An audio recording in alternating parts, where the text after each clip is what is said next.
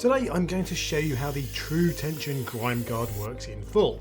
If you watch Tru Tension's videos, they don't show you the full process, and there's one big flaw with the Grime Guard that I think is worth pointing out. But first off, I want to address the elephant in the room, the state of my chain. And I know what you're thinking, that chain is in mint condition, it doesn't even need cleaning. Well, just call me a perfectionist. So with the Grime Guard then, you need to measure the hub of your rim and then cut out the centre of the Grime Guard so it fits your wheel. You then slide it over the wheel, and in theory it will catch all the mess that comes off from your chain, and it will protect your wheel and your brakes from getting chain lube and chain cleaner on it. However, there is one major downside of the Grime Guard. Ordinarily when you clean your chain, you spin the wheel with one hand and spray on the chain cleaner, and again use the same process where you spin the wheel with one hand and brush away with the other. However, if you try to do that with a Grime Guard, the whole thing will spin around and pour all the oily mess onto the floor. So what you have to do instead is hold the Grime Guard in place with one hand, then spin your wheel around a little bit, spray on the chain cleaner, spin the wheel again, stop and spray the chain cleaner, and so on and so forth. And you of course have to follow the same process with the brush.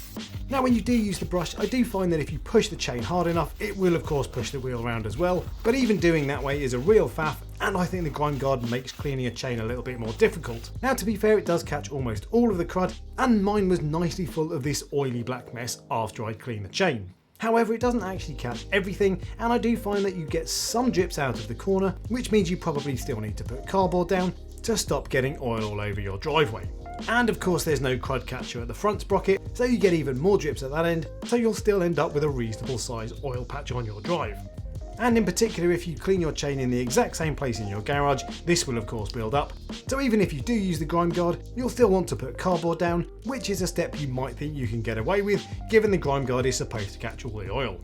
And ultimately, while it does do a very good job of protecting the brakes and the wheel, if you don't use the Grime Guard, all you really need to do is give the wheel a bit of a wipe down afterwards, either with a kitchen towel or a vehicle cleaning wet wipe like this set.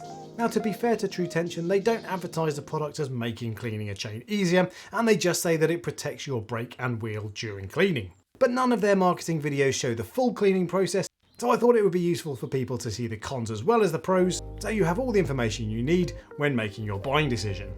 Now to be fair, I still think the Grime Guard has its place, and I'm sure there will still be plenty of people who still buy it after watching this video. But for me, it makes cleaning the chain a little bit more difficult, so I'll probably do without it in the future.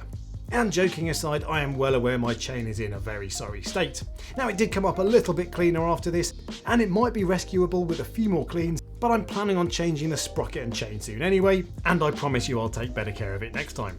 If you found the video useful, then give me a thumbs up and subscribe for more, and until next time, ride safe.